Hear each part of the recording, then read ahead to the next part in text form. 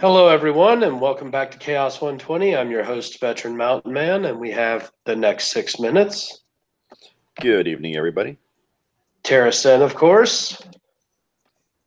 Hi. Scooby331 is with us tonight. Hey, hey. And Irving Twin is in the channel tonight. Bonsoir, mes amis. And I hope everyone coming in to join us has had a glorious tax day here in the United States. That's right. In case you've forgotten, you have to have your taxes filed by today, or the government will come and do horrible things to you. And then you just watch all the viewer numbers drop and drop and drop as people rush off to do their taxes. Well, if they're like me, Irving, they've already had their taxes done for more than a month. Yeah. What is that? Ned Flanders wakes up early on January 1st to start doing his taxes. I file mine on the 2nd. Have every year since I'm 18. I had to wait until March 4th this year because I was waiting on paperwork. Okay. I messaged Burnside to see if he's joining us tonight. I think he's off tonight, so he might not be here. He might be off gallivanting and cavorting around Chicago. With NightCrows. There's a good chance. I just find that hilarious. It's because of work that I can't join in more often, and he can only join in when he's at work. Well, he joined in last night. And we did the stream. He was kind of losing it there at the end, though. Yeah, he'd had a lot to drink. I asked him afterwards. I'm like, so how much have you had to drink? And he named off like 10 different fucking drinks and how many of them he'd had. Good Lord. I gave up drinking years ago. Well, like I was telling him last night, he better not get him and I drinking together on a live stream. It might get nasty. Scooby, I'm turning down my notifications so you don't have to hear Margot Robbie. Oh, okay, cool. Thank you. And I don't have a TV going. Awesome. So, how many of y'all were paying attention today at all the news articles talking about taxes? I don't want about as much attention as I normally do, yeah. Well, so it seems this year we're going to actually have a very low tax year. Apparently, America will have caught up on its tax burdenship by the 20th of April this year. Mm-hmm. So that's a good thing. Yeah. That's probably why you didn't hear too much about it. They don't want to mention that. You know, that's a good thing.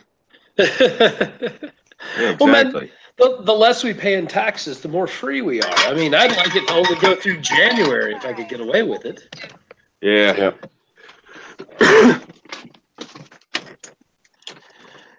Because, I mean, the more we pay in taxes, the worse it gets, man.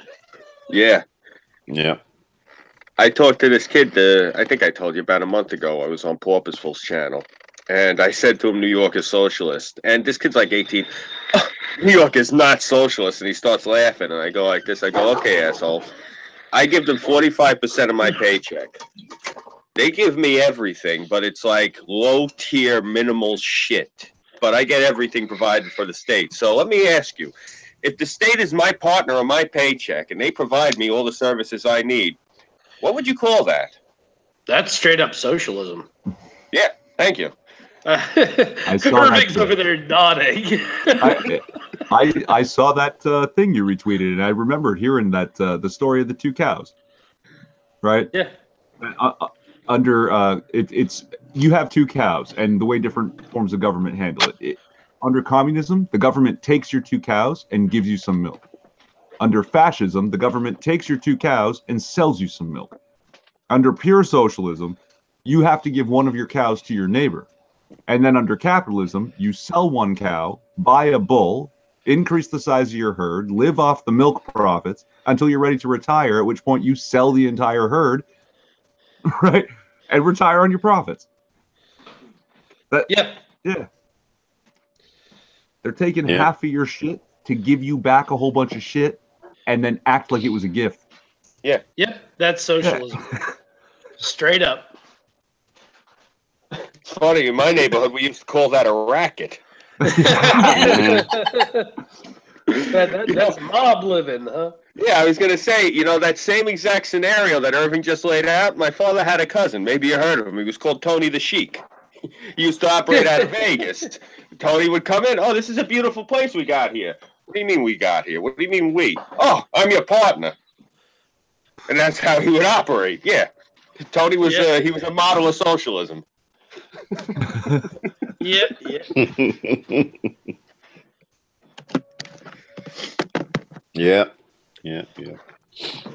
I don't know. I couldn't. I just don't understand.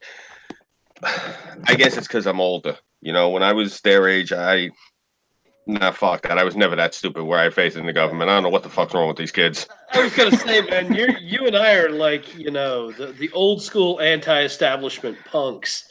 Even when I was like 13, 14 years old and didn't really know better, I still didn't want government in my business. Mm-hmm. Crying out loud. And I got mad when anybody else tried to tell me they had the right to be in my business. I'm like, no, you don't. Get the heck out of here.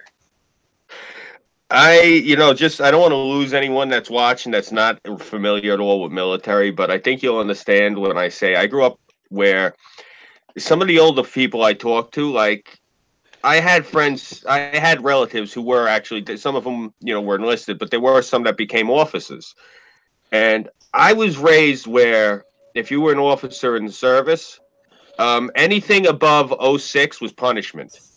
06 was where you wanted to be. That's where you want to retire. You want to make it to full bird colonel, and that's it. That's when you can actually make a difference with the troops. Once you get above that, it's a fucking mess. At least that's what I was always raised. Like, once you make flag officer, it's punishment for a field combat soldier. That's at least what I was always raised to believe. So. Yep.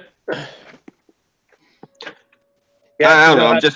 You have to know how to drink your tea out of a china cup and everything. It's weird. Yeah.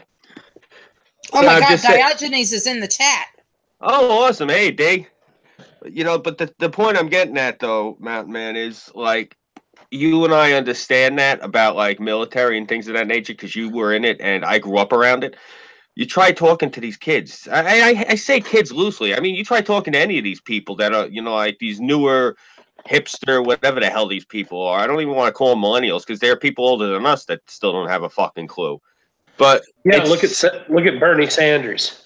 Yeah, that freaking old ass commie still thinks communism's cool. Yeah, my whole thing was like I was always, I don't know. I guess it's because I was raised by an old fashioned Navy man, but you know the military's, you know, it's there for you basically to better yourself. It's not just you're providing service to the country, but in return, the country is providing you tools for betterment, personal betterment and public. It teaches you how to deal with people better. You know, it does. I don't know, man. It's just I actually feel bad for these kids because I feel that the worst thing that's happening to them is they're being taught not to look into the military because. You don't have to be a combat soldier. You can be a link in the chain. You don't have to be out on the front line. If you're a pacifist, then get into the military to try to stop bullets from flying. Get into the diplomacy section of it, you know? To be fair, Scoob, I went in under computer technology, and I still spent way too much time dodging bullets. Yeah. Yeah, I hear you. Of course, that also didn't help that the job set I went into was 60% female. Right. Which meant us 40% males were the ones that were always deploying to handle the downrange stuff. Yeah. Because we always got detached to combat patrols. And so it's like, okay, I go downrange to go be shot at and try to do my job while shooting back. Then I come back to garrison and do my job just to be sent back to be shot at to go do my job. Yeah. It got hard. It got real hard not to just say, screw you guys, I'm gone. But I made it. I'm glad you did. We're glad to have you. Yeah, we're happy that we got you here, and you're not so not sitting in some prison somewhere for desertion. Right. Where do they send people now for that? It's still Leavenworth? Leavenworth, unless you're in Europe. Okay. And it's Mannheim. Oof. Heard of that one. Yep. So, I've got one more really bizarre news article here before we get started into Chaos 120. I got a listing from People Health today through my feed. Really? And the headline is, blogger says she was stopped from taking photos in bikini despite getting permission. Now, Okay. all right, I'm going to... let's see about screen sharing this here. Yeah, don't dox yourself. I've done that a few times. I'm not. There we go. Dude. This is the image of the woman from the photo shoot. And Maron. she says she's done multiple of these shoots all over the world to promote body positivity. One of those. Now, I hate to say this. I mean, don't get me wrong. I've seen some women that were a bit overweight, but were nice and curvy and lovely ladies, and were always worried that they were too big. Oh, Yeah. thank you. There's a difference between being healthy and attractive and being that I just showed you. Yeah, there's that's very unhealthy. There's some girls that they're big and they're curvy, and their size, actually is kind of flattering. It's they can pull it off. This one, no. I think she's eaten 2 other women just like that. But the point is that she's trying to make this all about the fact that she was told to stop after having gotten permission. And you have to wonder if maybe it wasn't because she was also making a scene doing that photo shoot in the middle of a casino in Vegas. If I saw something like that in the middle of a casino, I don't care where it is. If I saw that in the middle of a casino, that would be distracting. I'd turn around and walk out. But the point is that, that's it just amazes me the narrative being pushed on this body positivity stuff, because I mean, I know I'm overweight. That's why I go to the gym. That's why I'm lifting. That's why I'm working out. I'm watching what I'm eating. I'm not drinking. But I'm sorry, I didn't mean to cut you off. I thought go you were ahead. done. No, my wife is very heavy. She's very buxom though. She's an H cup, but I still it doesn't matter where it is. It doesn't affect it. It doesn't change the fact that she's heavy. But she doesn't look like this woman. That woman looks like a melted candle. But like I said, it looks like she ate 3 or 4 of those other women. Right. Well, the thing is, my wife still, even though my wife is more curvy and shapely than this woman, it's still, there is that, she still has the same health risks, because that other woman, I hate saying it, she had no chest. I mean, there was nothing there. If she was skinny, she would have been as flat as a board. But my point is, she still runs the same health risks, even though my wife is much prettier than that woman. her health risks are still the same because of weight, diabetes down the road, respiratory problems, congenital heart disease. You know, those are still factors that have to be, you know, they have to consider. So the body positivity, I can't support that, even though I have a heavy wife myself. I have those concerns about my wife's health. So, you know, Yeah. Well, and once again, I have those concerns about my health too. That's one of the reasons I go and I work out, and I'm trying to keep my weight under control. And well, you they're know, not pushing for you and me to be fat. They're pushing for women to be fat. That's the thing. true, true. But the whole body positivity message is your health. You can be healthy at every size, and it's like, No. no, Well, not really. when I was digging into my biological family history, at first it started off with some information that there was in the adoption records that seemed to indicate that my biological mother's father passed away from a heart attack at 46, which if you do the math, it's only about 5 years away from where I am now. And it was later confirmed by her when I actually met my biological mother. Yeah, he did pass away very young, and it's he was not a big guy himself. So heart disease can strike you if you're not careful, regardless of how big you are. And when a woman like this, who trots around in a casino in a bikini, looking like she's eaten about 3 or 4 other curvy women, is preaching to us that healthy at any size, I'm sorry, no. Even smaller people have to be careful about that shit. Mm-hmm. And she's clomping around, complaining about discrimination, this, that, and the other. She's totally missing the plot.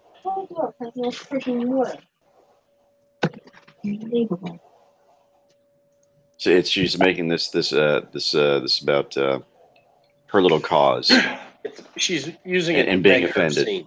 Yep. Yeah.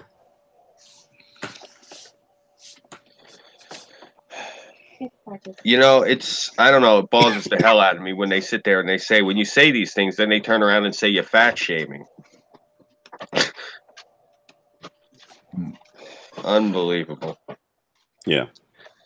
Well, and I also would like to go ahead and have a quick moment of silence here when we get a chance, because I don't know if y'all were paying attention, but First Lady Barbara Bush passed today.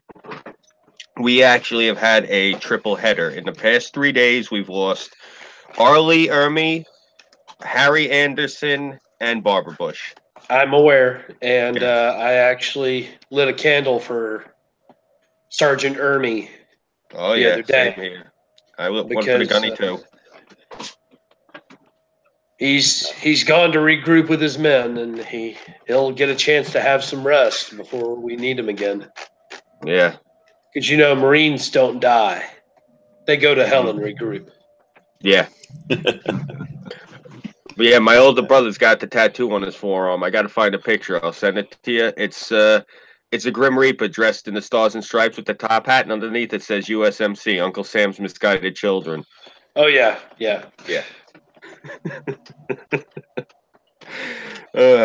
I was groomed for Atlantic Fleet my entire life. I didn't pass the mental. I think I told you that when we first started talking. Yeah. Yeah, I probably would not have passed myself if I decided to enlist, because of the whole ADD with medication and shit like that. Yeah, that's back when they considered ADHD and ADD like, you know, you were psychotic, according to them. Fucking Clintons. All right. Well, if you will, veteran, lead us in a moment of silence for the fallen, or the deceased, I should say, the past. Yes. Here we go.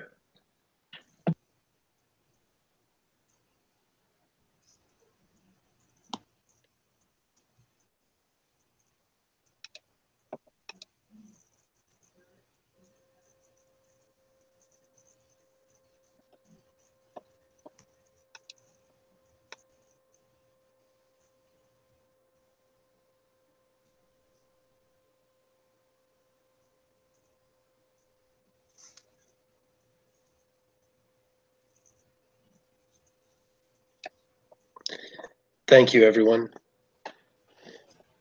3 big moments for certainly three Very important people that have Yeah. passed. I actually saw Bush 41. I actually saw him speak one time. I don't remember what he was talking about because I was a kid at the time, but I remember going to see him speak once. I caught Harry Anderson's magic act once somewhere in Manhattan. I think it was at the Big Apple Circus. A lot of people didn't know he was a magician. That was his main gig. He only acted on the side to pay the bills. Yeah, wasn't he? He was a lot like Eddie Izzard. He started off doing like busking, and then he got his break acting. Is that am I accurate? With Eddie Izzard, he started out busking and then went to like Comedy Central and stuff. Yeah. But his whole thing was he's a straight British guy that dresses like a woman. Yeah, He's a crossdresser. Yeah. Yeah. I knew a bunch of transvestites. I mean, New York is lousy with them. Yeah, I will tell you this right now. You can put me anywhere in this country, and I will bring a transvestite from New York City. You cannot beat at darts. Seriously, this fucking guy gets cork every time. I think I've mentioned him. He goes under the handle of Gloria Pinfeathers. And let me tell you, yeah, Gloria, this guy is sick with the fucking cork, man. Every time he's one of those guys. He shows up, and I'm saying this is going to sound horrible, but I'm not saying it being funny. He's got the little purse, the little bag, and inside the purse, the only thing that's in there is the 3 darts inside the cape. Apparently, he's a professional dart player. Like, he plays on the circuit, and when he's not playing professionally, he dresses in drag. And yeah, it's great. I watched him hustle people in the village constantly. He'll go up to bikers and everybody, and he talks like like RuPaul and everything. And yeah, you want to play darts? Okay, sure. I'll watch him too. And I said to him one time, I'm sitting there having a beer with him. This is back when I used to drink. I'm like, Gloria, what the fuck? That's really like, he would hustle. Like, he'd sit there and he'd play and he'd lose like 6 games, whatever. Okay, you want to put money on it? Sure. Cork, cork, cork, cork. It was great.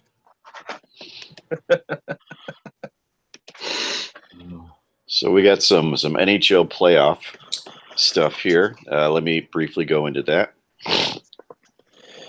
All right, so we have the Columbus Blue Jackets and the Washington Capitals. The Caps are trying to avoid going down 3-0 in the series against Columbus. They are currently at the end of regulation. They were tied 2-2. They're going to be going into a series of overtime periods. Let's see how long they go. I kind of hope the Blue Jackets pull it off because I'm not a very big Washington Capitals fan. Yeah, I'm not a big fan of Alex Ovechkin. I think he's kind of a douchebag. But, that's just my personal feelings there. Okay, so we're jumping over to the series between the Winnipeg Jets and Minnesota Wild. Winnipeg currently leads the series 2-1. They are now, I believe, looks like they may be in the 3rd period with 3:52 left to go. They are currently up 1-0 on the Wild. If they win this game in the next 4 minutes, then they're going to be going up 3-1 against the Wild, and that's statistically daunting for any team to be in. So statistically, that means the Jets are probably going to be going to the 2nd round if they happen to pull it off in the next 3 minutes and 40 seconds.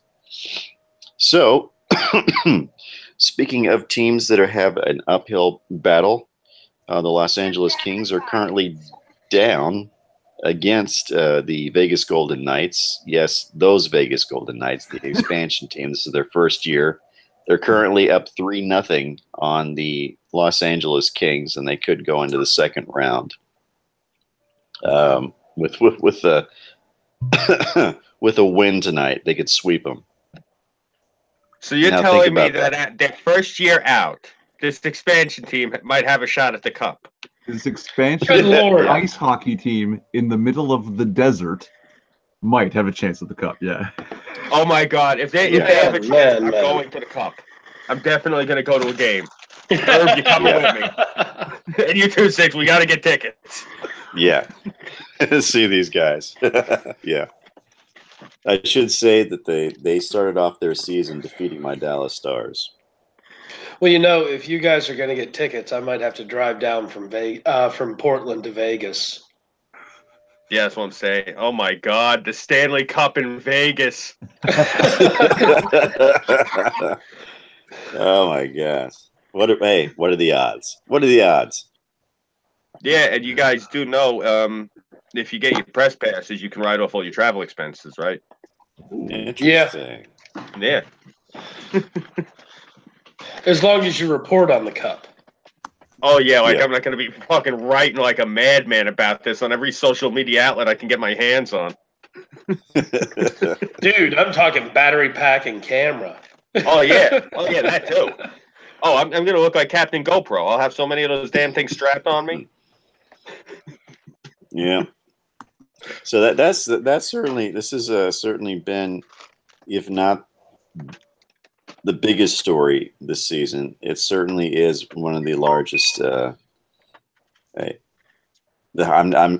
very impressed. Even if they get just destroyed in the next round, this was a very special kind of awesome thing that they were able to pull off. So that was the NHL playoffs update brought to you by the next 6 minutes. Well, you know, San Antonio is kind of a, what's that? I swear, this is getting to be an interesting NHL year. Mm-hmm. Death Irukin says, this is cool Yes, runnings it all is. over Yes, again. it is.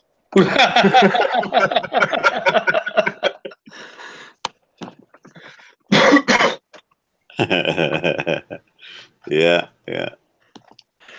Well, speaking of cool run-ins, you know, San Antonio is an interesting little town, and you know, we have the River Walk, we have the Alamo, we have the Wax Museum, we have a lot of cool shit in this town, and not counting all the cool shit that are just that circles the town. Just a lot of really cool shit. What we also have, of course, are a couple of escape artist baboons who used a 55-gallon barrel to escape from San Antonio Research Facility. Oh boy! Yeah, man, this made now.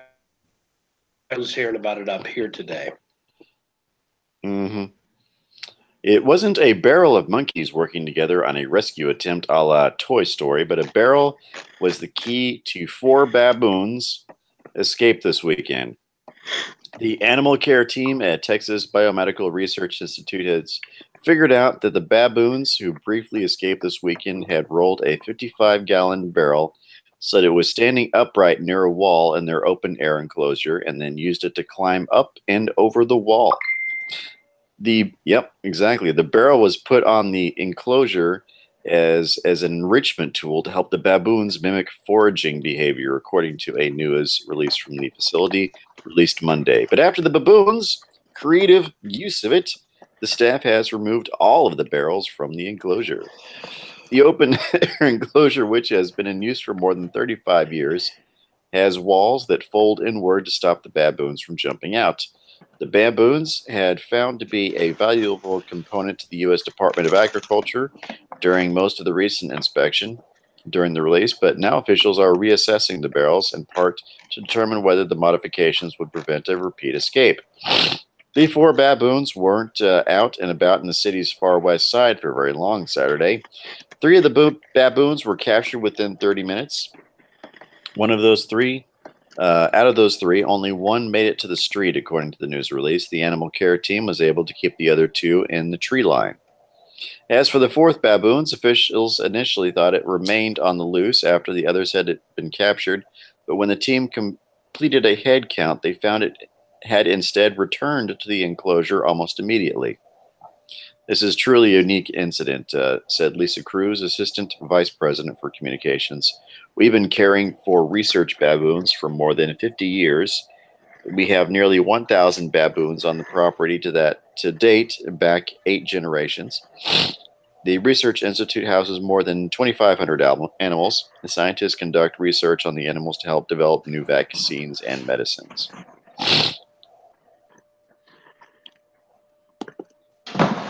So Well, not really this town knows how to monkey around. Not really a surprise. I mean, even though baboons are technically apes. So am I the only one that keeps thinking about 28 Days Later? Yeah. a little bit, yeah. What do they study? What are they infected with? They're infected with rage. no, one of the things I started thinking about was, well, at least they weren't honey badgers, because there's a honey badger in South Africa that's a known escape artist. Yeah. He's used brooms and everything else to escape his enclosure. Yeah, he's a wily little fella. Blame the honey badger. Yeah, beware the honey badger. Yeah. So the restaurant Hooters and I have a sort of a dubious history. The first time I ever went to a Hooters restaurant was during the 2000 NHL playoffs.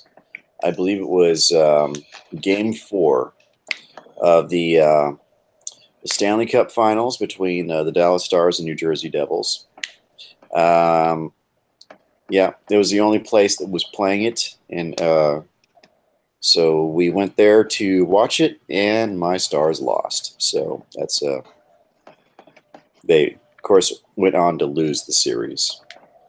Of course, man. Yeah. So that my experience with Hooters did not start off very well, and I guess this guy tried to claim the same in a bit of a different way. Let's see. He said he got hurt by a Hooters sign. Video footage tells a different story. A Florida man's plan to bilk a popular restaurant chain was dashed by a surveillance footage camera.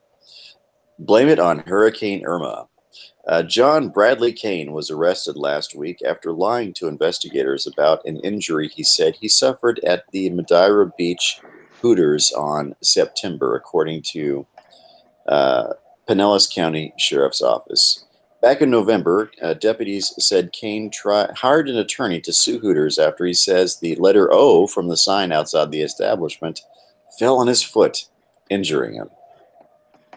A manager told investigators that Kane and some friends walked into Hooters with the letter demanding free food and drinks, which were denied. The staffer went on to say that Kane then left the eatery with the O and filed a lawsuit a short time later. The suit asked for a total of $225,000 reimbursement from the restaurant's insurer, Liberty Mutual, which included medical expenses, pain, and suffering, as well as other costs associated with the suspect's injured foot. Surveillance video from outside the popular chain tells a different story, says Pinellas deputies. It showed that the O in question had fallen off thanks to high winds from Hurricane Irma and remained on the ground until it was picked up by the 55-year-old suspect. Kane was booked into the Pinellas County Jail and released 2 hours later on a $5,000 bond. Florida, man. Yeah. And he looks like... for the most part, the smart city. You're not in Pinellas County? No, I'm in Alachua County. I've only heard you read like 3 stories from my area. Yeah, it's been Pinellas County. I think I've heard that name more often than anything else. Oh yeah, you said Pinellas County plenty of times on other ones.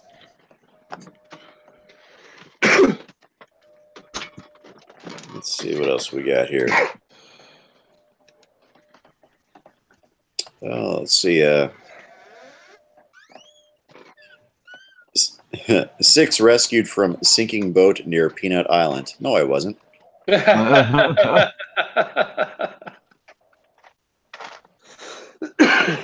Never been to Peanut Island.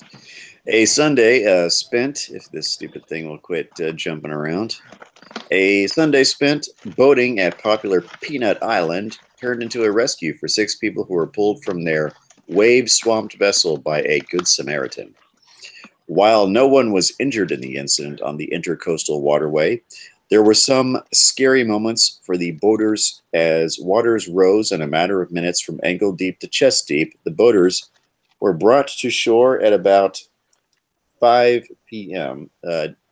Boynton Beach resident John Watson, whose 8-month pregnant wife, Danisha Toomer Watson, was one of the first to get off the sinking boat, said he was relieved everyone made it safely to shore at the West Palm Beach Curry Park. Let's see. Evidently there we go. I'm still having a good day because I'm alive and we're okay, Watson said. Randy Kreutzer, one of the 19.5-foot boat, owner of the 19-foot boat that capsized after taking on water, said he lost one of his 2 engines and had trouble fighting the current. Waves whipped by winds were gusting to 40 miles per hour at Palm Beach International Airport. Sloshed water into Kreutzer's boat faster than the bilge pump could get it out. We almost got to the dock, Kreutzer said. The wind was just blowing wave after wave. Kreutzer said Sea Tow would recover his boat. The Good Samaritan's boat also took on water with 9 people heaped into his 4-person boat. It limped back to the dock with its motor underwater by the time it could be pulled up to the boat ramp. The Good Samaritan didn't give his name. Once we started taking on water too, it got a little scary, said Tia Cohn, a Fort Lauderdale resident who was on the Good Samaritan's boat before it picked up the people from the sinking boat. National Weather Service in Miami also has a small craft advisory in place until 2 a.m. Monday. That means wind gusts are forecast to reach at least 34 miles per hour. Well, when I used to do a lot of canoeing and kayaking, it was always stressed that I should be wearing a PFD, or also known as a personal flotation device. Yes, you should. Always 6. Me personally, I don't get in the water because I sink like a stone. So, yeah, but yeah, I was always impressed that on me that should, regardless of the waters, an inch high or several feet above my head, I should always be wearing a personal flotation device. Yeah. Well, when I was younger, I actually one of the things that I ran into a lot when I was going to the water, like we would actually I think I told you when I used to go cramming and clabbing and everything. One of the other things that we used to do, my brother-in-law would do this all the time. We'd be out on the bay, and he'd turn to me and he'd be like this, here, just it's gonna sound horrible saying this, but he literally said to me, here, hold my beer. And I take the beer, and he would just dive off of the front of the boat, and he'd disappear for a few minutes. And then all of a sudden, I'd see the shells start coming up onto the front of the nose of the boat, and he'd pull himself up and he'd start singing "Scungili," and he'd sing like there was this whole, I forget it, but it was this folk song from when I was a kid.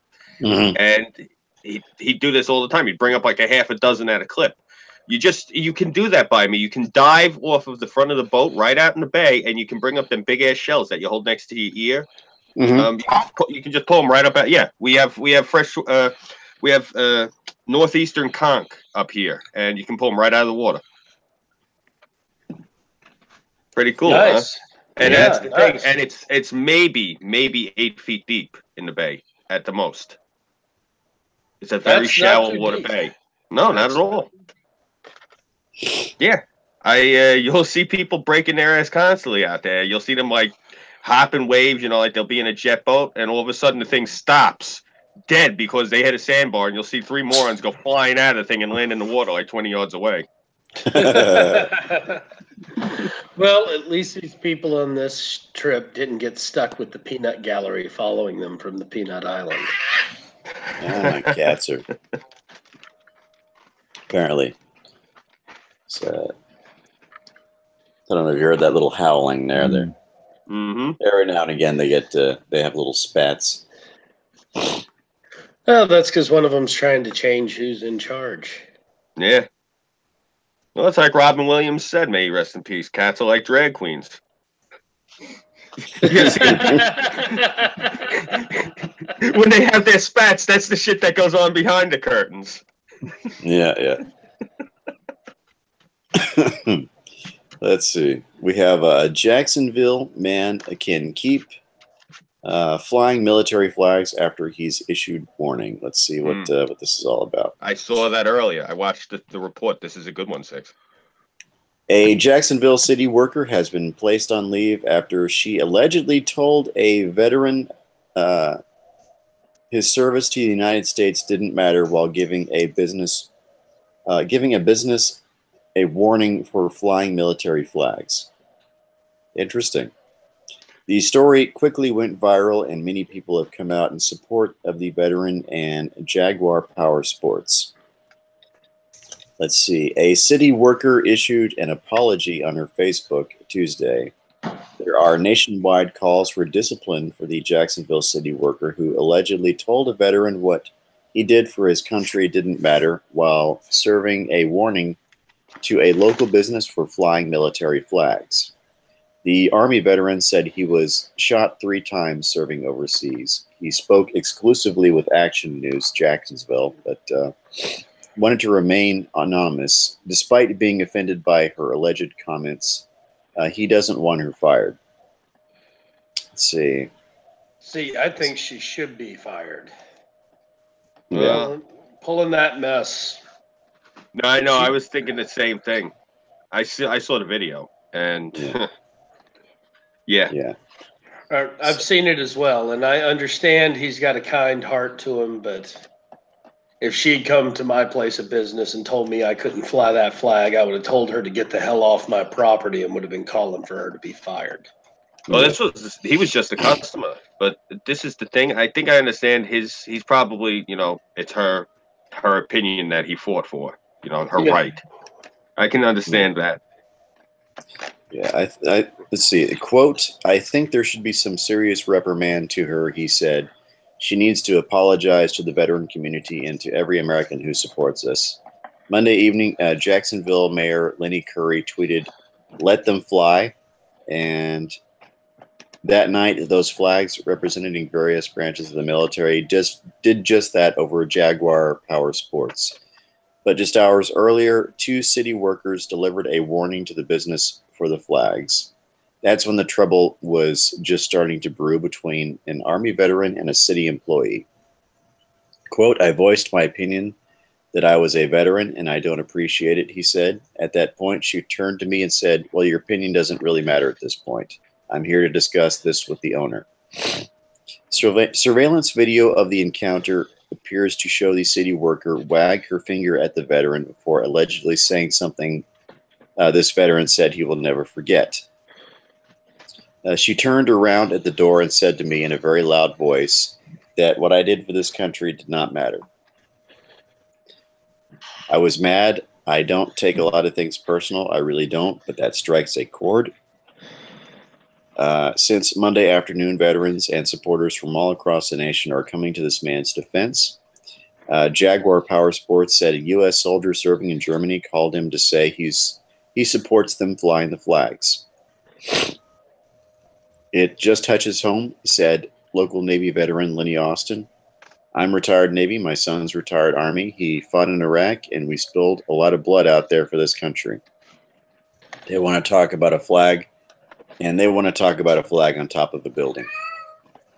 Mayor Curry has promised the city will renew employee procedures.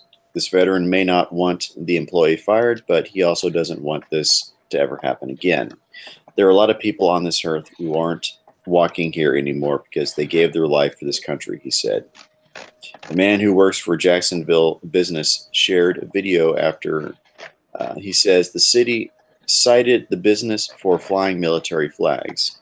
The man who calls himself Sean posted the video for himself at Jaguar Power Sports Monday and said the city of Jacksonville cited the business for flying the military flags atop the building, which is located on Blanding Boulevard. The city of Jacksonville said the business was warned but not fined. This was their statement. We are disturbed by some of the claims made by a city employee and are reviewing the facts. We're also reviewing the current ordinances regarding the flags and signs to ensure accurate information was shared. The business was issued a warning and was not fined. Warnings are issued to provide property owners information about a possible violation and corrective action. I have contacted the dealership and provided the owner with the mayor's contact information for them to discuss directly. Mayor Curry and his administration respect and appreciate those in uniform who have served and continue to serve our community and our country. Sean is the business finance manager, according to its website. He said the business received a citation for each flag. Here is the warning, here's the warning citation that was written in the video. He said he hopes the video will go viral. Jacksonville's Mayor Lenny Curry tweeted about the incident Monday afternoon, saying that he's told city staff to treat military flags the same as the U.S. flag. Which there should be. Yeah. Way off topic here. I love your guys' stream, but almost as much, maybe as much as I like your stream, I love your chat. Okay. I have this going on. What stories did I miss? The Baboon A-Team and a Florida man. Oh, okay. Like, no, it makes perfect sense. Those are the stories I would have missed. Oh, I love it. It's so good. Yeah. You know, just really quick about the flag. I tell people all the time if they have problem with flags, and I ask them what their problem is with the flag. Hey, Cass. What's up? And I tell people, you know, everything you have the problem with on a flag, why don't you take a dollar bill and burn it whenever you have a problem with this country? I tell them. I say, because the dollar bill represents everything you have a problem with. But you know what it is? They won't burn their money. They won't do that. Nope. They'll burn that flag, but they won't burn their money. And that's Currency is an evil thing. However, I want to keep my currency. I'm Bernie Sanders. And Bernie Sanders wants to keep your currency too. Yes. And yours and yours and yours. Houses. No, he doesn't want to keep it. He wants to redistribute it, but in the form of bread. You got to get in line now. Yeah. And don't forget the tissue paper line. Oh, God. When he said, well, bread lines are a good thing. That means that the wealth is being redistributed from the rich to the poor. I'm sitting there watching him like, you got to be kidding me. And these idiots are lining up voting for this guy. Holy shit. Yeah. Bread lines means that not only was the rich's wealth redistributed, but your wealth was redistributed. Now nobody has any wealth. Yeah. Unless you're a politician on their side. Yep. Then you're sitting and go ahead. I was going to say, unless you're a loyal member of the party. Yeah. Then you're sitting eating on fine plates with, gold silverware. Yeah. Oh, it's disgusting. Yeah. You know, the three things that tell you that you're in a country that you do not want to be in is if Glorious People's Republic is anywhere in the title. Oh, yeah. Basic rule of thumb. Like a full third of my videos have the People's Republic of Canada in the title. So, guys, I know this is going to sound really weird, but it's because I'm sitting here having some. Have any of you guys tried these new espresso M&Ms? No, not yet. I'm dying to now. They're actually really good. I was really surprised. I was worried they were going to be like the strawberry M&Ms they released for Easter, and those are just wretched. No, I'm sure I'll have to wait for Comrade Trudeau to redistribute them to all of us. All right, I thought I was gonna make it tonight, but I'm not. So I'm fucking tired. Well, have a nice night, I Tara. was up all night last night cutting fabric, so I Rest could make these well. fucking Well, purses. Do you want to Yeah. show yourself real quick before you go? No, I'm Yeah, not worried about it. I'll be right back real quick. All right. All right, I'll talk to y'all later. If y'all hear from Burnside, tell him I'm gonna smack him upside the head for not texting me today like he was supposed to. You I'll got let it. him know. Will do. All right, good night. Good Night. Good Tara. night, Jeff. Good night, Tara. There we go. Doing better there, Kaz? Fucking storm lately been fucking up my internet connection.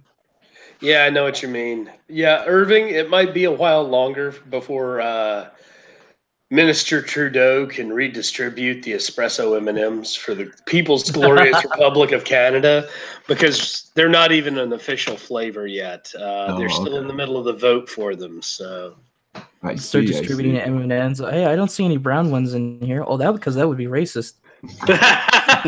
no, those are in the espresso ones, man. They're brown, white, and black.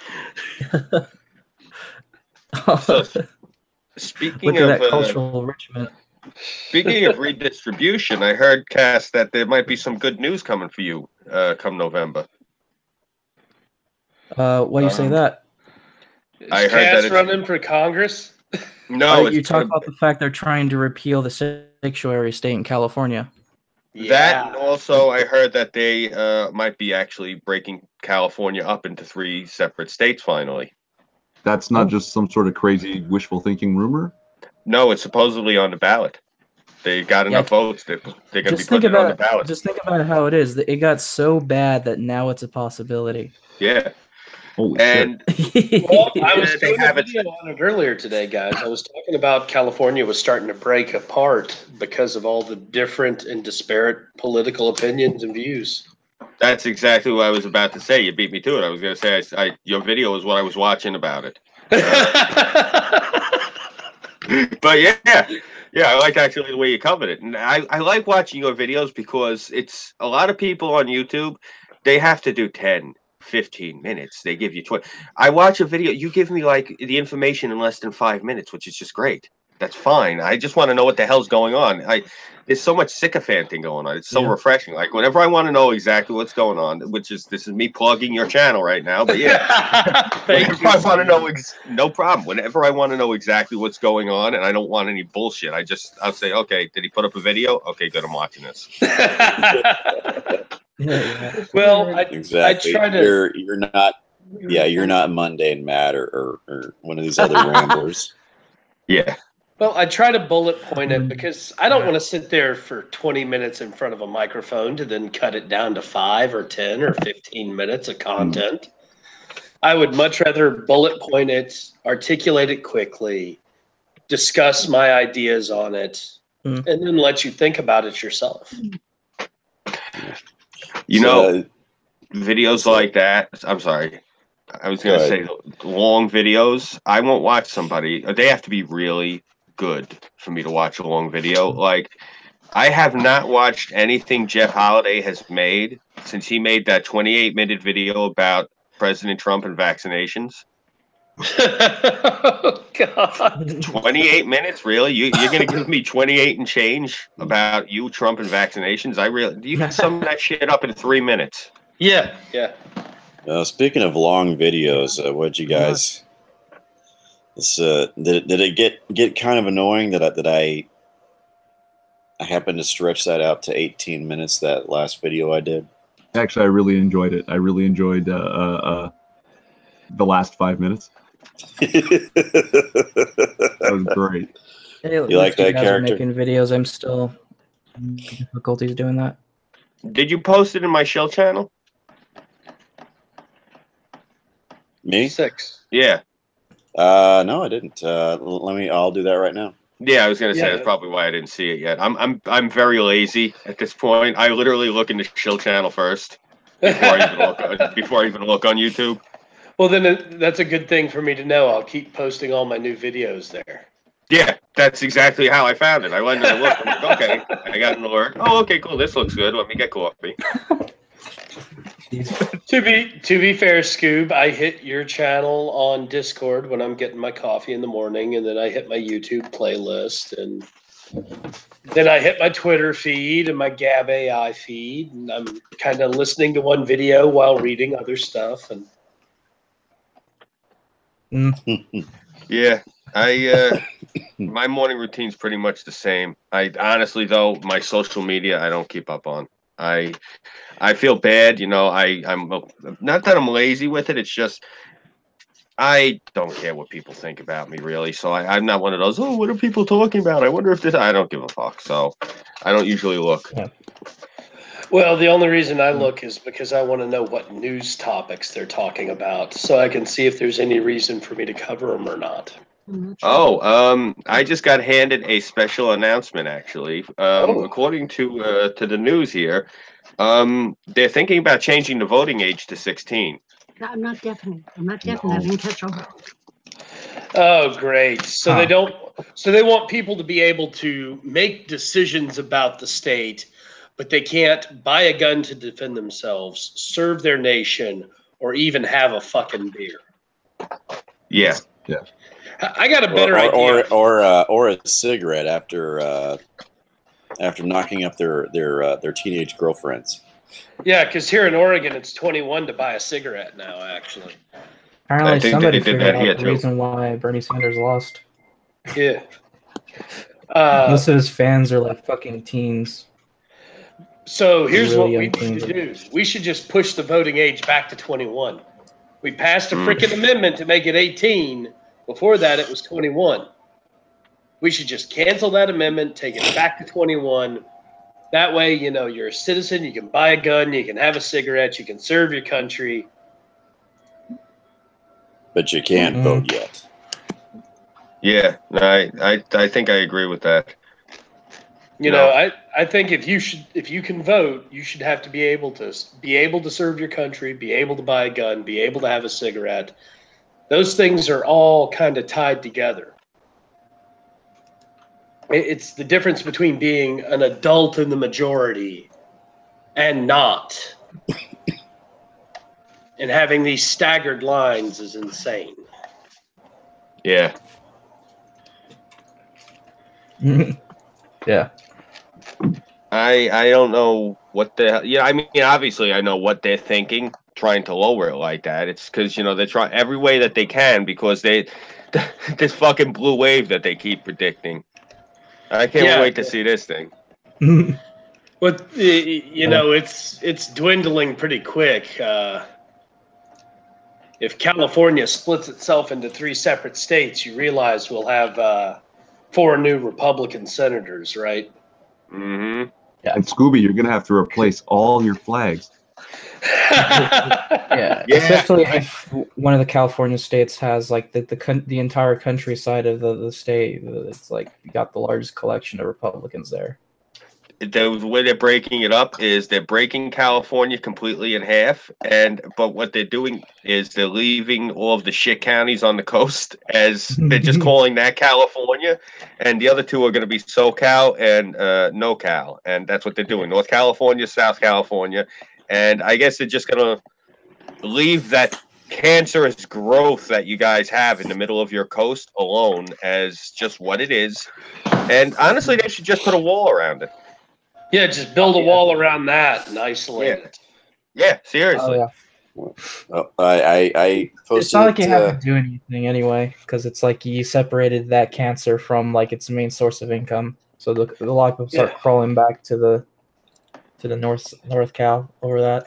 No, seriously, trap them in there and tell them that they can. I have no problem as an American with letting those people, because they'll be dead in 20 years. I got no problem paying for them to live for free for the next 20 years if it'll save the country. I have no problem taking that hit in the wallet. Seriously. You know what? Yeah, drug it up, drink it up, fuck it up, do whatever you want. You want to have sex and shit in the streets? Have fun. Mazel tov. Fine. You're not allowed back across the line. Stay over there. Yeah. Seriously. If I have to pay an extra 10% on my taxes, fuck it. I'll take another 5% for somebody else just to make sure that they stay there. You know, Scoob, realistically, if we can freaking get this illegal immigration thing under control, we wouldn't have to raise taxes, and we could still build the wall and isolate them out and do all that anyway. I just meant for them to live for free on the other side of the wall. Yeah. I have no problem with it. You let them do it. Fuck it. I have no problem with them having their social shit. They can, fine. Let them live like a bunch of diseased fucking hyenas. Yeah. To keep that shit away from me. I want me some nice clean streets and a good economy. I don't want this fucking commie shit. Yeah. I want to move to California. I've wanted to since I was a kid. I wanted to live in San Diego. I grew up, with Navy shit. I just can't take the cold up here no more. Well, I hate to tell you that, man. Some of those areas in California are a lot colder than they look. That's why I wanted to go to San Diego. I'll be right above Mexico. Especially living more near to the mountain areas. Shit can get freezing.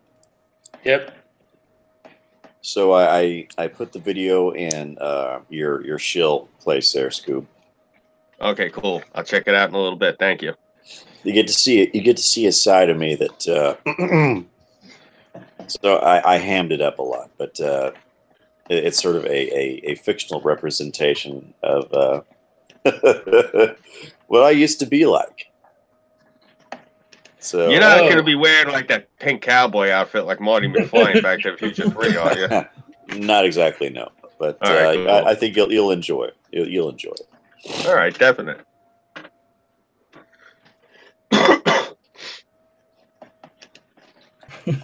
So let's see any other stories we got here.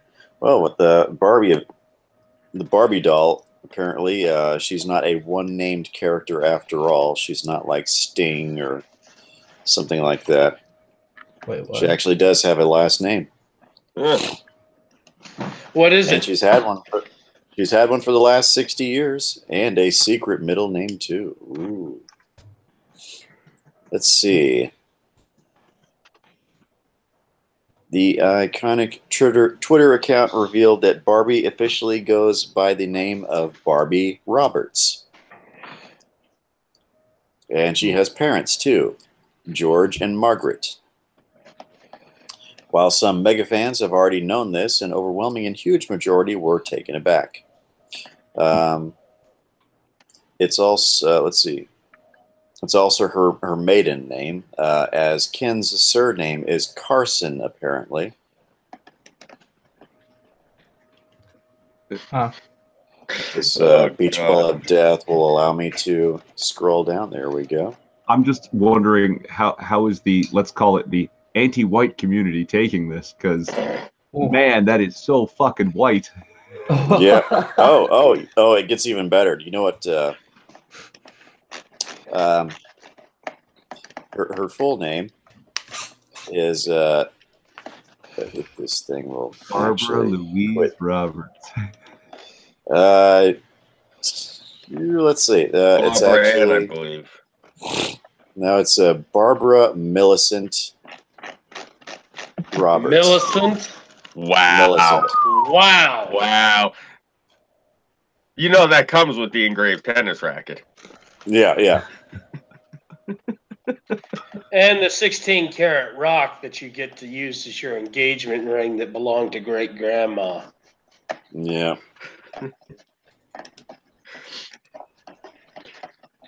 It was fucked up. Let me ask you.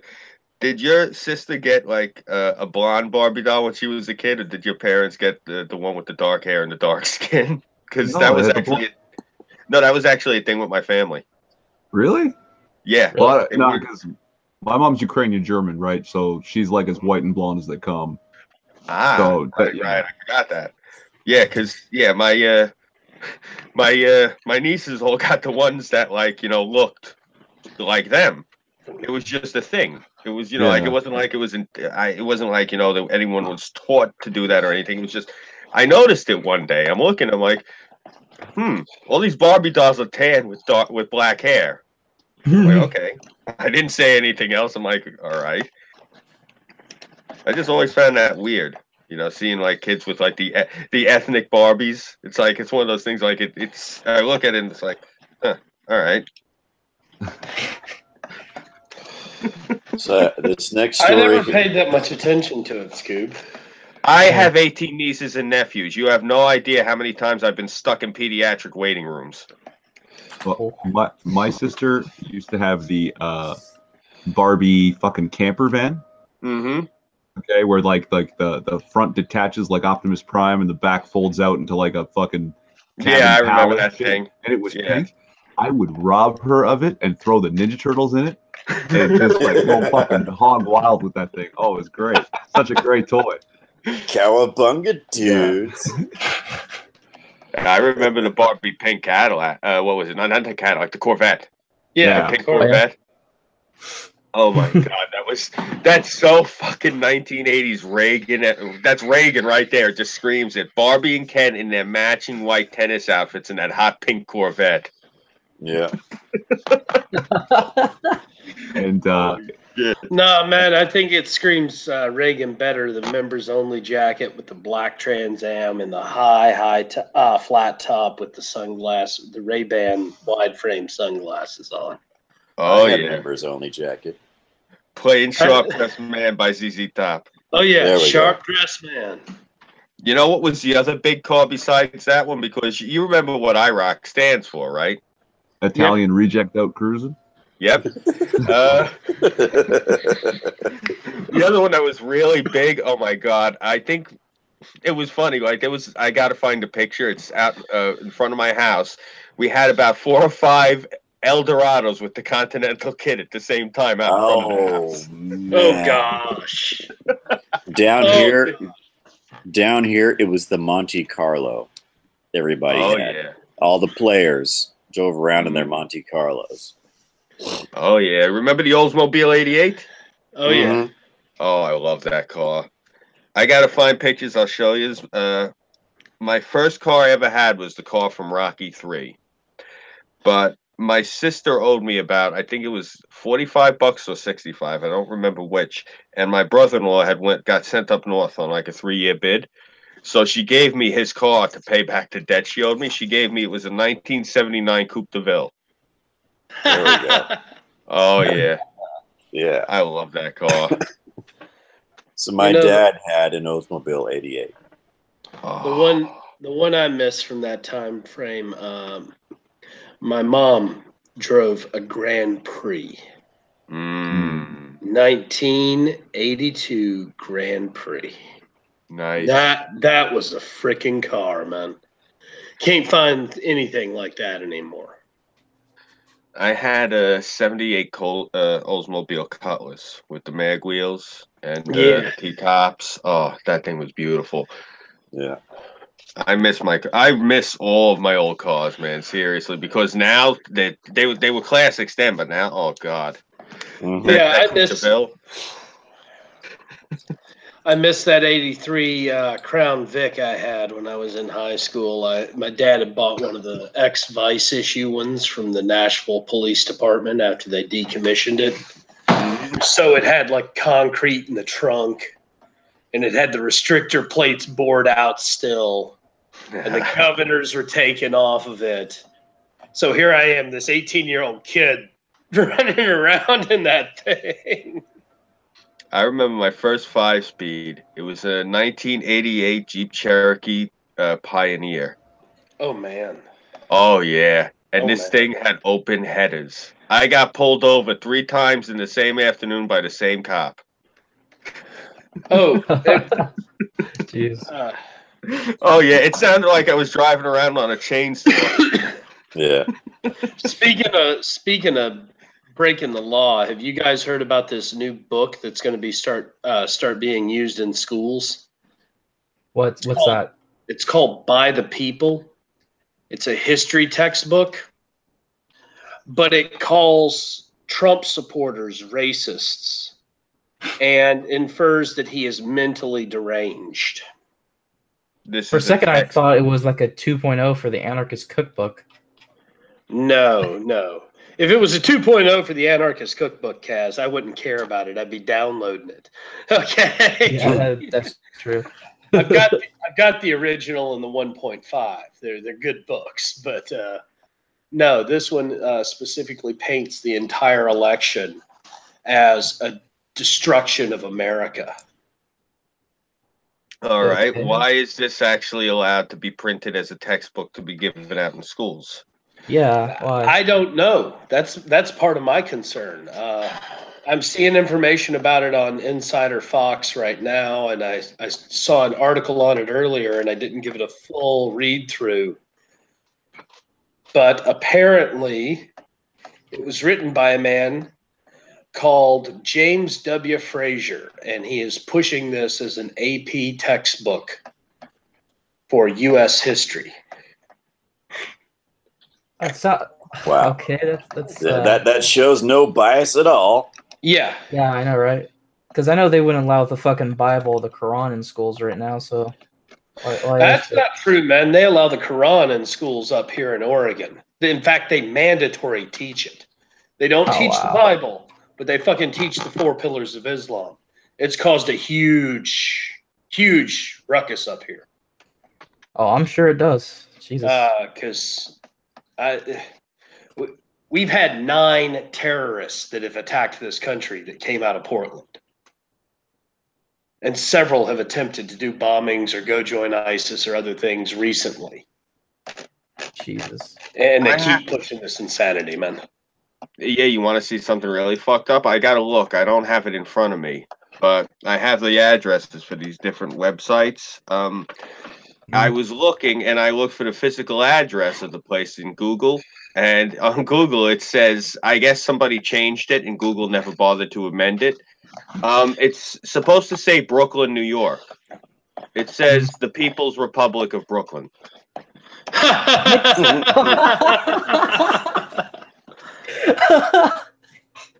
You guys laugh, but that's, I mean, they have it where it's not part of the United States on Google Maps. If you type in certain addresses, it comes up as the People's Republic of Brooklyn. That's what I'm saying. This is these fucking crazy psychopath leftists. Yeah. I think I was looking for Akila, obviously, to see where the hell she was, because I was listening to her talk, and when she said she lived in Brooklyn, I'm like, okay, this girl has got to be a transplant. So I was just curious. That's the thing. I've been looking at, like, a lot of these leftists that have been cropping up in my city. I want to see where the hell they originated from. So while I was digging around looking into what was up with her, I seen one of the addresses that's attached to her. I'm looking on Google Maps, and I go, what? Because it doesn't say, usually it'll say Brooklyn, New York, USA or something. It says, no, the People's Republic of Brooklyn. And then when you highlight the thing, it had the map situated. I don't know if it's been taken down since then. I really didn't. I didn't pay too much mind to it, because I'm like, these fucking leftists are crazy. I just like wrote it off as that. But at the time, it showed up like separate, like a separate part of the map, the way that like they show Indian reservations, like that. Oh, man. Yeah. So, guys, I am looking at a meme right here, and I figure you guys will all get a chuckle off this, and it might help us ease the mood here a little bit. The meme says, breaking news, emergency news, video surfaces of Trump cutting tags off the end of his mattress. Oh, wow. Special prosecutor Robert Mulhare will raid the Serta mattress factory and seize records of Trump's mattress purchases to determine if the mattress was bought from Russian-owned stores and if Stormy Daniels helped Trump break it in. This could get ugly.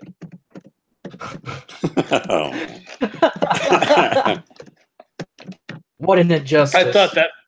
I thought that might lighten the mood a little. Yeah. Here's an interesting story. So back when I was in college, my second go around, I was in my early 30s, and I happened to take a shining to one of my classmates who was about maybe 20, 21 at the time. So she was about 12 years younger than me, and so at first, I kind of really thought awkward about it and stuff like that. But eventually, it's like, yeah, it's not that bad, really. Because when I see stories like this, I don't feel so bad about that. Quote, she's a wonderful lover, teenager, 19, who married 72-year-old grandmother reveals when they first had sex. Oh dear Lord, I don't even want to know. 6. Oh, I don't want to know. Just I can already guess, honestly, a relationship like that. Yeah. that's just disgusting. Yeah, Did you not he- expect something freaky like that happening behind doors for that long? Gary Hardwick, 19, insists he has great chemistry with the elderly Almeida despite their 53-year age gap, which makes her younger than one of her grandchildren. Jeez. Wasn't there a movie about this in the 80s? There might have been. Oh, you're talking about shit. What was that called? I know, and I've seen it recently. What the hell was it called? It's these two college friends, and one of the college friends goes off someplace, some little thing over the weekend, and meets this older woman, and starts a relationship with her. Turns out he is the mom of the best friend. I don't remember what the fuck that was called though. Wasn't that like one of the plot lines to the Back in the Future movies? Oh, the one where yeah.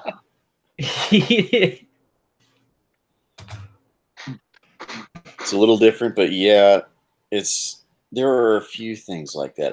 I don't remember specifically if that's the one that you were talking about. No, I think you mean what was that? I'm not thinking Chances Are with Robert Downey Jr. I'm not talking about The Heavenly Kid. These are the two movies my wife browbeats the shit out of me with. That's why I know the titles offhand. Yeah. Let me think what else. I can't for the life of me think of the name of this movie. Well, But it was Mary Stuart Masterson was freaking gorgeous in Chances Are. I haven't seen that movie in a few years, thankfully. Every time I hear it, like I make sure to come out into like another part of the house to avoid it because she just the first few years we were dating, I couldn't take it anymore. So wasn't Sybil Shepherd played the mother? I believe. Right. I think if I'm not mistaken there, I think it was Sybil Shepherd, and Mary Stuart Masterson played the daughter.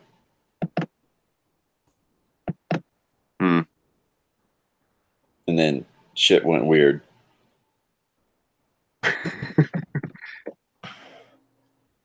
So yeah, I don't know which movie you're specifically talking about. If it's anywhere like this, the actual occurrence here, then I don't know if I saw that movie, but it was, I guess, a comedy.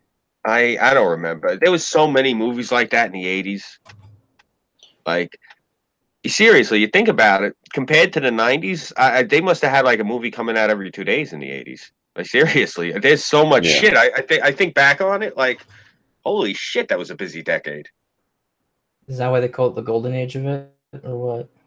I guess. I was a kid. I was a little kid in the 80s. I was in grade school.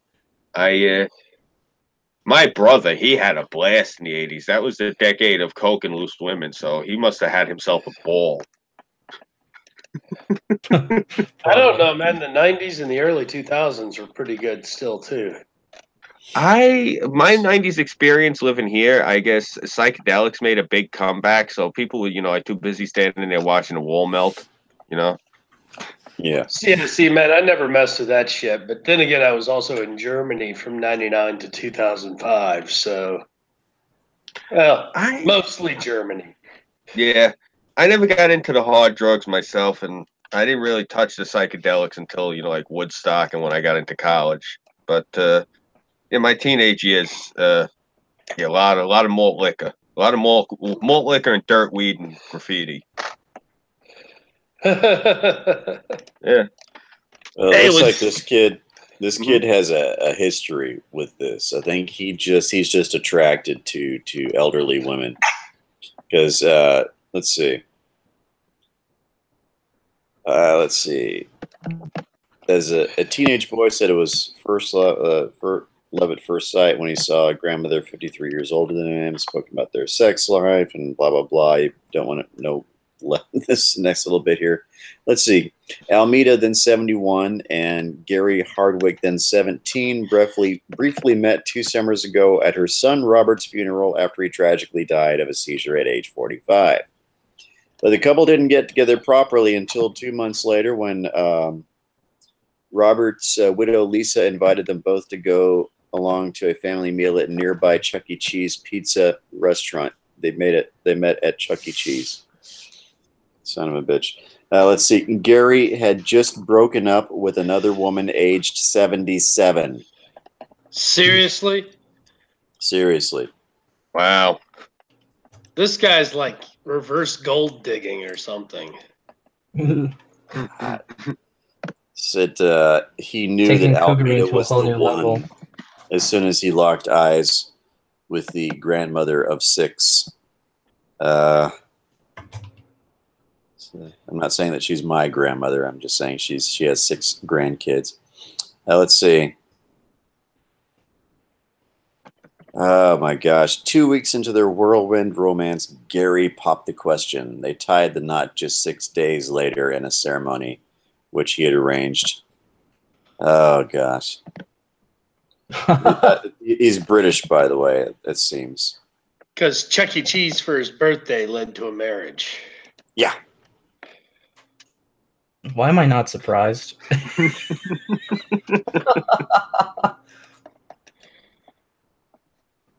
Okay, that they're actually American. Okay, they live in Maryville, Tennessee.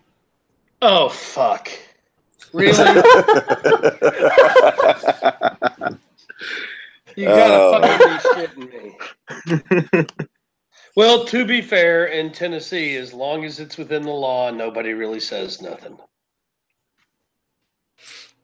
Nobody ever said anything about my Aunt Tyrese and Aunt Shirley living together on that farm. I just remembered something. I guess since we were all having a good laugh at that. It was on the news last night, and I was reading the paper today. A guy in my neighborhood, he actually used to deliver pizza to my house. They kicked in his door, and they raided his house, and they took all of his rifles and shit. Why? What? He apparently had gotten into an argument on a Facebook page or something with like an alumnus channel on his college, and from what I understand, he just said an off-color remark, and that was enough. Where they had, it was really fucked up. I'm looking at the pictures in the paper. What it was, the guy, he was a gun collector, and everything. Yeah, like none of his rifle. I don't think most of them were even used. They were all like he had different variations and things like that. That was what his thing was. And yeah, they kicked in his door and took all of his shit. Get me a copy of that article if you don't mind, Scoob, or at least give me the name of the guy so I can look it up. I want to do a video about that tomorrow. Definitely. Yeah. I'll look for it right now. Actually, give me a second. All this over an off-color remark. Because I mean, I know there are hundreds of people that keep tabs on my channel because I keep coming up with gun law videos and doing videos about gun laws being enforced. And I'm not one of the shooter channels that's gotten banned off Facebook, even though I do that. So far, lucky. You're very lucky to try to crack down on that. I know. Well, part of the reason I haven't been banned so far over it is because I don't actually do shooting demos or endorse certain weapons. I mean, shit, man, my 5-part series on everyday carry knives and reasons for them and different models that work differently got demonetized and thrown into YouTube jail, man. And I didn't even show pictures. That's what happens when you have the kind of leftists that think that shit is scary. When you have them running the show. Well, and I Yeah. mean, I was being real gentle about it. I was talking about the differences between the different blade geometries and why this one's better for people who are doing work with plants versus, Yeah, they don't care. Knives are scary. So Blacks are blacks and guns are black and scary. We gotta get rid of them. I'm afraid for my life. I think it's going to jump out and shoot me. I hear you on that one, Kaz. I hear you. All right, I got the article up. Bear with me. All right. A Lindenhurst man who left a quote-unquote threatening phone message for an official at Rockland County School attended in 2002 was arrested Saturday night after police found 9 illegal assault weapons, including a gun modified to fire fully automatic rounds. And I got to pop up at figures because this is Newsday. Yay, Newsday. Including an assault-style weapon equipped with an illegal bump stock like the kind used in the 2017 Las Vegas mass shooting, hundreds of high-capacity magazines in the silencer, police said. Chief of Department Stuart Cameron, speaking during a news conference in the 1st Precinct in Babylon, which is right by my house because I drive past it every day. I can actually see it from the roof. This thing's going to keep giving me pop-ups, but I'm going to send it to you. Yeah, send it to me in Discord, and I'll take a look at it, and I'll deconstruct it and talk about it. Okay, I'm putting it right here in the side chat. I'll send it to you again in Discord also. Beautiful. Yeah, that's. I know plenty of people on my channel will want to hear about this, and they'll want me to discuss it. All right, yeah, definitely. Let me see. Okay, here we go. Fios. I don't think that this one might be actually free. Oh, okay. And I found the actual video for it. Beautiful. Beautiful. Well, this is the thing. It's because it has to do with guns. And, Governor Cuomo is the golden boy of gun laws. So naturally, they're going to parade it all. But yeah, I know this poor bastard. Definitely. Yeah, see, and realistically, just because you own guns doesn't make you a bad person. And I can't understand this mentality of, oh my God, this person has guns. They must be scary. Well, I can somewhat understand it, but despise it because I live with these I live in the world full of these retards for years. It's they just paint everyone they don't like in a certain blanket. Like you can already tell the same way they want to preach about how all Trump supporters are this way or that way. Yeah, it's the same. I'm so progressive. I care about progressive politics, but I'm going to put you under a blanket anyway. Assumptions because I'm a piece of shit that way. Yeah. It's just nothing but moral hypocrisy. Well, so they're basically let me ask you guys something. I own guns. Am I scary? No. Thank you. To be fair, Six, am I scary? No. I mean, I own a freaking cannon. If any of us should be scary, it'd be me. Well, I don't even need a guns. You sound more fun than scary. Most people are scared of me as it is. I don't need a weapon. Six, I think, don't you remember the one time I was on the air talking to you guys? I forget what day it was. I think it was Veterans Day when the guy in the neighborhood was firing off the cannon. Yeah. Yeah, this is, you got to remember, this is Culpeper territory. Culpeper's firing. So yeah, I know. We got some wild and woolly guys out here that are veterans, and they do some wild shit on Veterans Day. Oh, yeah, man. I load up the black powder cannon and go out and fire it off when I get a chance as well, because it's fun. Shoot, there's a company out here selling another one that I've been thinking about going and buying. So this is one of the reasons I'd like to hang out with you, veteran. Just to go and fire that bad boy off. Go shoot some cannon. Yeah. Hold on a second. I'm looking at this. Oh, these sons of bitches. What's going on? These disingenuous bastards. Okay, well, I'm looking at his quote unquote arsenal. Over and he's got an over under. He's got a few different variants. It looks like a couple of Mossbergs, maybe Remingtons. The way that they were doing it with the cameras and the way that they're doing the talking, it looks to me like this guy has a standard a standard collection. Like if you're a gun owner, like I've known a few gun owners around the neighborhood, and this is basically like the 9 rifles you should own if you're gonna have like a basic lineup if you're into guns, and they're making it like he's some sort of a fucking demon. So you Was mean that really he's surprising? got pump action? He's probably got a semi-auto. Exactly. 12 He's got. gauge. I'm looking at a 1908. Okay. I'm looking at. It looks like his main rig here. It's modified M14. Okay.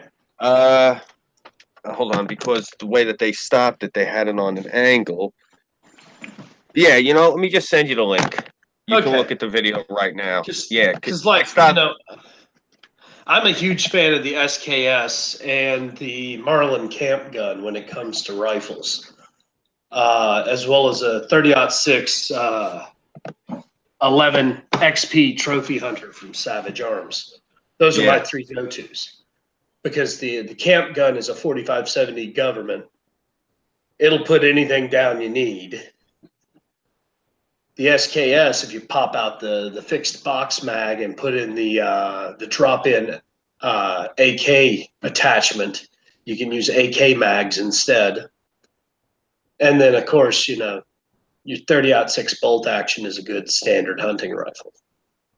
Yeah. You know, a buddy of mine had one, and he sold it on me, and I was really pissed off. He got his hands on, I think it might have been Bulgarian, it could have been Croatian, I'm not sure. It was polymer. It was an AK-101, an AK-47 chambered in 308. Yeah, I wanted that gun so badly because my wife even said, she's like, why are you so pissed?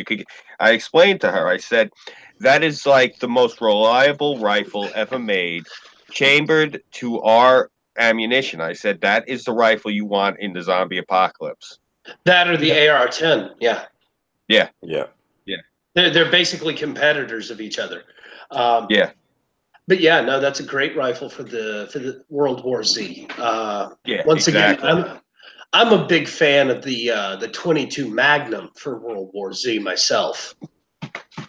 Because Marlin does a 20-round 22 Magnum, and 22 Magnum rounds are all over the place. They're just like 22 long rifle rounds; they're everywhere. Yeah. That's exactly why I was looking to get the AK-101 because, you know, the most common round I could get my hands on. 308 is a highly common round. You're right. Yeah, that's exactly why I was looking for it. And I know from my experience with AK-47s, I have a friend around the corner, and, like, somebody actually got him a Chinese AK-47 just to see if he was going to be able to break it because the running thing that we would say about this guy in the neighborhood was Brian could break water. The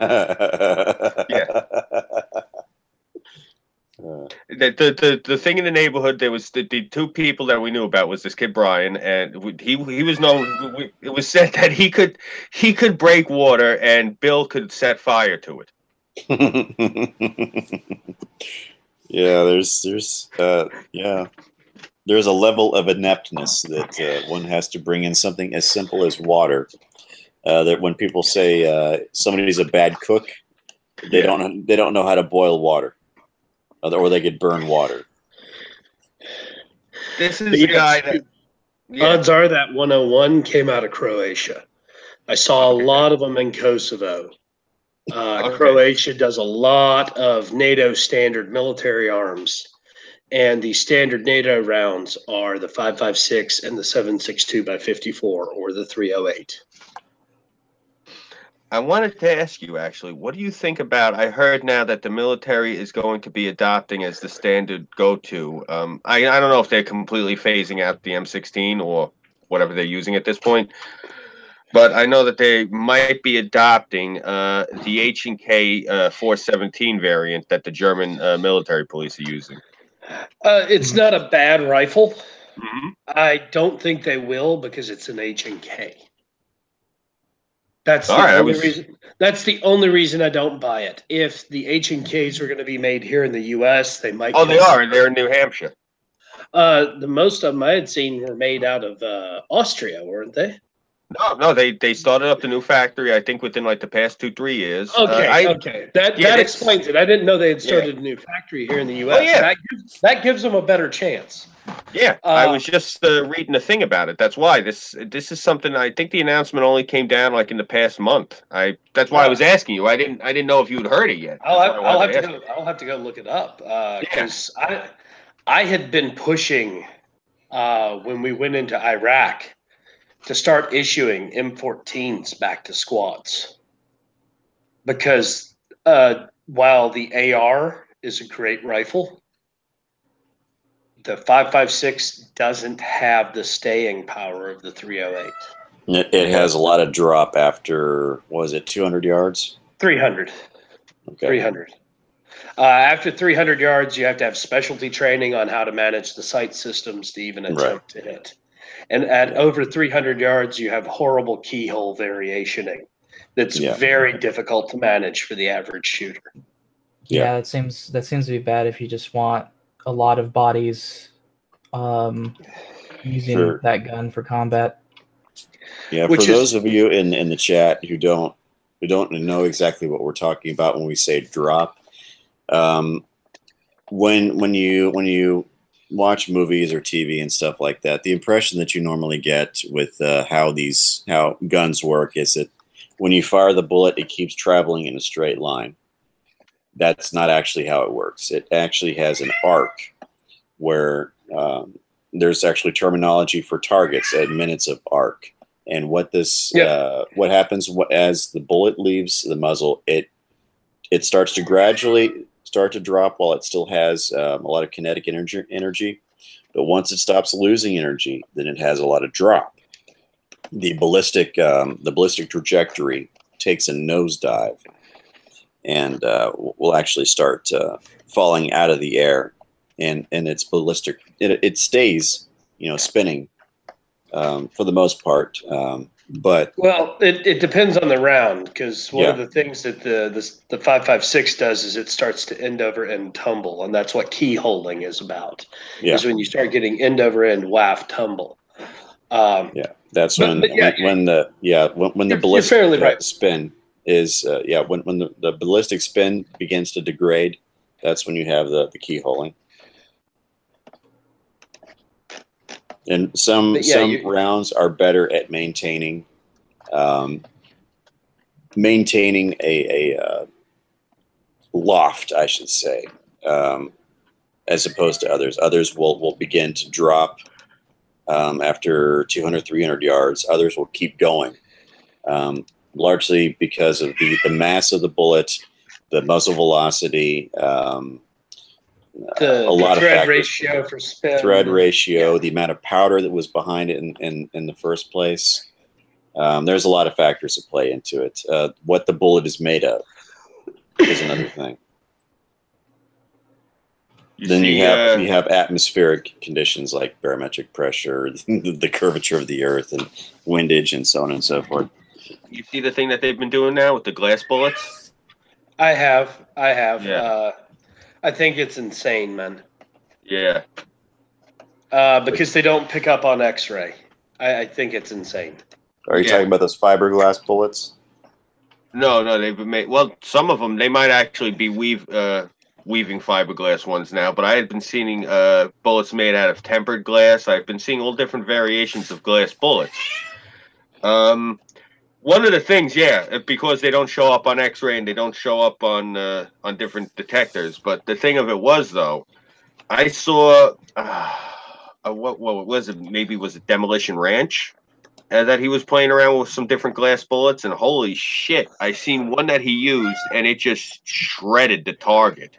Well, you can actually get pre-frag ammo that will shred a target as well. Is that right? Frangible. Yeah, my point was, I think that you were getting a lot more distance with the glass, was what I'm saying. I think that he was getting like double the distance or something like that. Some like insane number because the glass was so much lighter than a normal round. Yeah, and I get that, but here's part of the problem I have with that, Scoob. So first of all, glass bullets have always been kind of this assassination type weapon. Yeah. mostly so that the person can't be treated, even Yeah, if they true. get medical treatment. So, you know, I'm not an assassin. I was a Yeah. professional soldier. Now I'm a, you know, just a veteran with a few skills and trying to make his way in the world.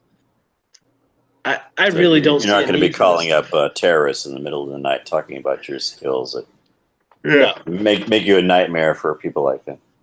No, and I think realistically that this kind of technology, I think they're barking up the wrong tree. I think we need to just leave this kind of stuff alone, because all it's going to do is it's going to foster some things that we don't want. Mm. I am I was perfectly gonna- fine with like the non-lead round alternatives, such as the copper stuff from say Barnes, or the silver stuff from Naristine, or the composites that are coming out of Nosler. But those are still metal. They still Yeah. pick up on an X-ray. You can still pick them up on a CAT scan. They still have similar behaviors to the traditional lead. This glass stuff, it's kind of novel, but it's like playing with ricin or napalm. I think it's one of those kind of things that if we really let that genie out the bottle, we're going to regret it in 20 years. Yeah. I wasn't even thinking, honestly, for like combat, just because it's a glass bullet. I mean, a decent body armor is just going to negate it. My thought would be, that's part of the problem. Some of these tempered ceramics, the stuff that's stopping the metal is ceramic. yeah, And so if you're hitting tempered ceramic with tempered ceramic, that ceramic's actually going to go through. That's part of the reason I don't like these technologies, is because I think realistically we're going to open a bottle that we don't want. yeah. The more we're getting more and more lethal rounds. I had sent Six a picture the other day of these rounds. They look like Phillips head screwdrivers. Yeah. Oh yeah. And you shoot somebody with them, and it's just from the force of impact. It's actually making an exit wound. It's twice the size of a hollow point. Yeah, I've seen some of that stuff. Yeah. Yeah, see, some of this stuff, and don't get me wrong, I understand a need to drop an assailant with a single shot. You shouldn't have to put 20 rounds in an assailant to put them down. That's one of the reasons I tell people to use a 40 caliber instead of a 22 for a defensive handgun. Yeah. Because you get some guy hepped up on PCP and you're trying to shoot him with a 22 LR. You're going to put 10 rounds in him, and he's still going to be coming. Well, I'm probably going to get flack for saying this, but the way the old man raised me was 22s were for varmints, 9mm was the ladies' round, and 45 was the round that you go to, and that was it. But my father was the type, he kept a 1917 Colt on him loaded with wad cutters. So. Oh yeah. Well, see, and I carry a brand new Springfield XD with polymer flex tip jacketed hollow points. Nice. But mine is 175 grain instead of 185 grain wad cutters, and mine are 40 caliber instead of 45, and I got 6 more rounds. See what mine So that is a beautiful setup, though, that you have there, sir. Yeah, that's what my wife carries too, except she carries the Glock variant. So mine are only 97 grains. I have the Ruger ARX, 40 caliber self-defense ammunition. Yeah, see, I won't use anything less than 120 grain for a self-defense ammo. It's one of the reasons I don't like the 308 for self-defense. So a bit of a segue here. The Capitals did actually win their game against Columbus, so it's now 2-1. Beautiful. Nice. So let's see. We got the Jets. They've won, so they're now up 3-1 on the Minnesota Wild. So that's going to be a tough comeback if they can. So Irving, Do your little dance right now. I know you're listening. I know you're listening. Do your dance. Do your dance. Dance. Dance. Okay. Anyway, let's see. The Vegas Golden Knights are currently leading the Los Angeles Kings in the second period with 11:20 to go. They are up 1-0. Let's see if that lead holds. If it does, they're going to the second round.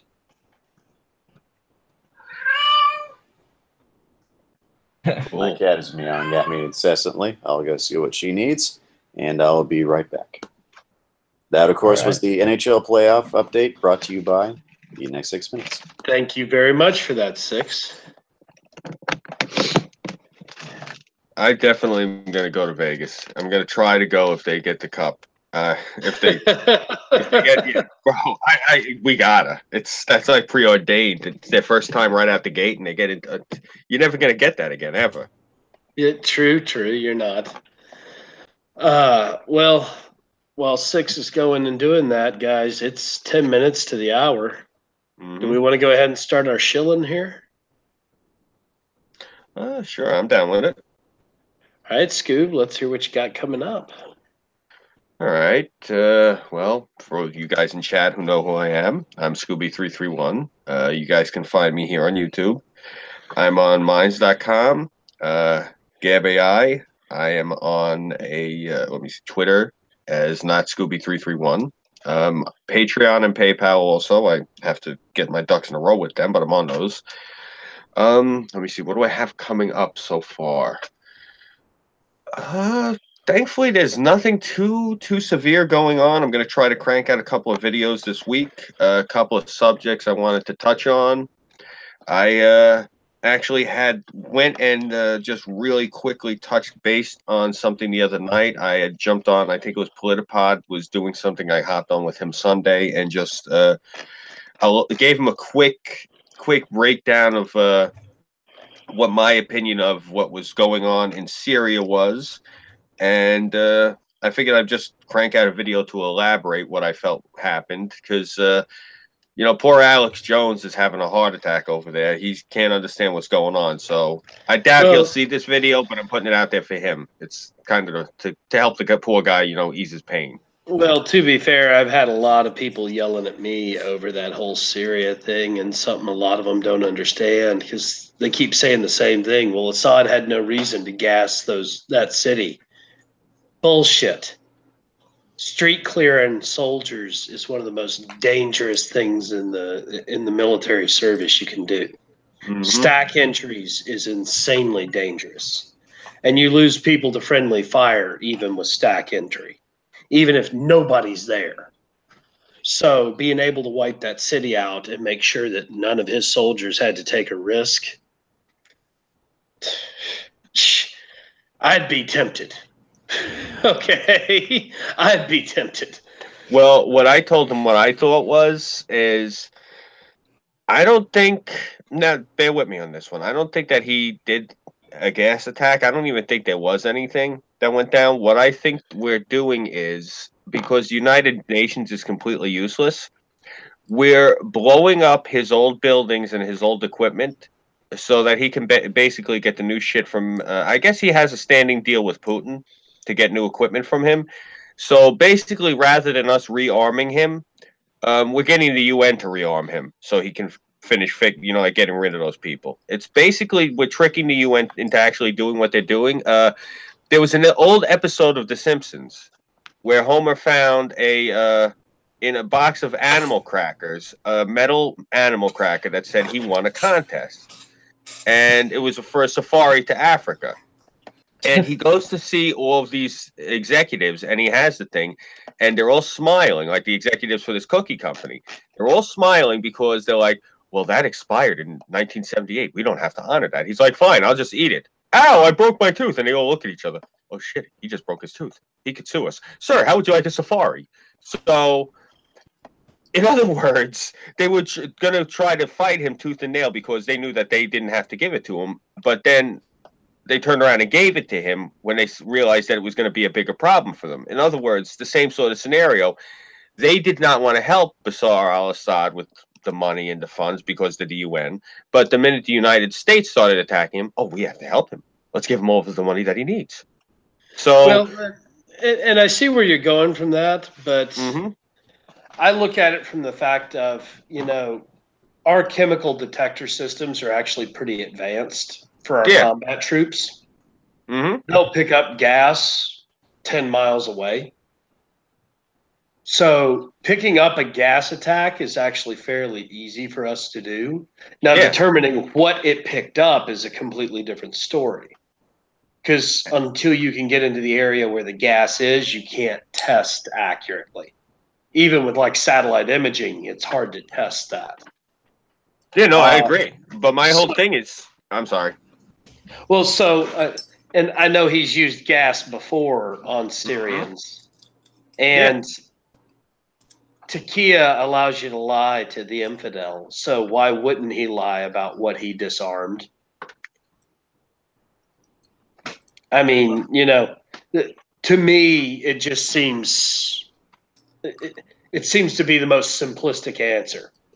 That he gassed the city so he could save his troops and test to see what the U.S. was willing to do, because he knows there's a lot of anti-war sentiment in the U.S. right now.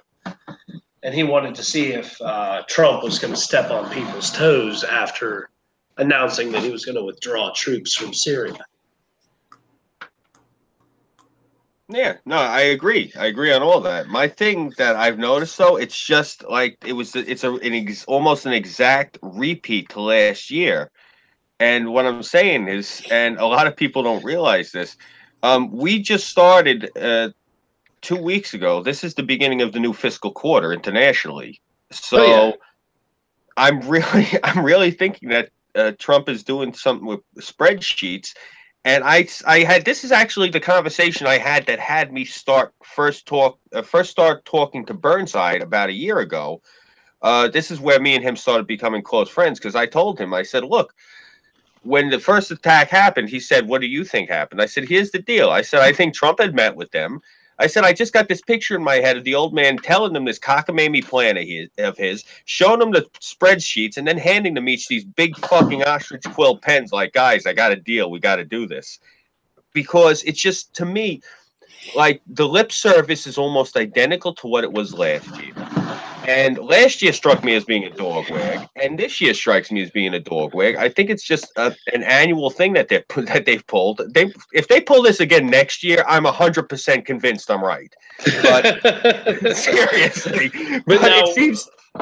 But now, what happens if in 2 months there's more reports of gassing on the Syrian-Turkey border, like there was back in 2003?